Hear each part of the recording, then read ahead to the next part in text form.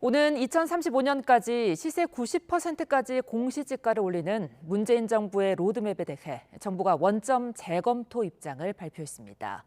정부는 새 공시지가 현실화를 위한 로드맵을 이번 달 말에 확정해 내년부터 적용한다는 계획입니다. 이승현 기자입니다.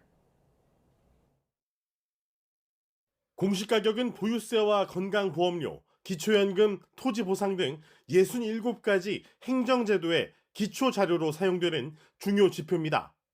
지난 2020년 문재인 정부는 유형에 따라 최장 2035년까지 공시가격을 시세의 90%까지 끌어올리기로 했습니다. 하지만 과도한 세부담 증가 문제가 발생했고 일부 지역에선 집값 하락으로 공시가격이 시세보다 높은 역전 현상이 나타났습니다. 이 때문에 정부는 공청회를 열어 기존 공시가격 현실화 로드맵의 원점 재검토를 선언했습니다. 다시 근본적으로 현실화 계획 제도에 대해서 되짚어보자 모든 그런 대안들을 좀 열어놓고 다시 좀 생각을 해볼 예정이고요. 이렇게 자꾸 로드맵을 바꿀 바에는 시세대로 과세하되 부담을 낮춰주자는 주장도 나왔습니다.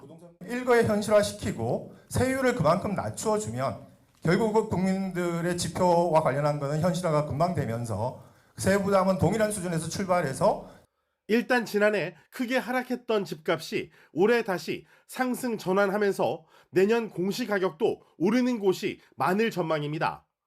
올해 1월에서 8월 전국 아파트 실거래가 지수는 누적 5.13% 올라 공시가격이 지난해보다 오르는 곳이 많을 것으로 보입니다. 다만 서울은 같은 기간 12.4% 올라 1.7%에 그친 지방과의 상승률 격차는 클 것으로 예상됩니다.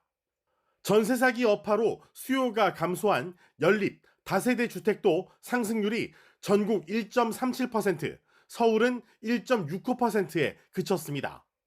전문가들은 올해 집값이 오른 곳이 많은 데다 내년 총선도 앞두고 있어 당장 현실화율을 급격하게 올리지는 못할 것으로 보고 있습니다. 정부는 이번 달 말 최종안을 확정 발표해 내년 부동산 공시가격부터는 새로운 로드맵을 적용한다는 계획입니다. 공청회가 열린 한국부동산원에서 YTN 이승윤입니다.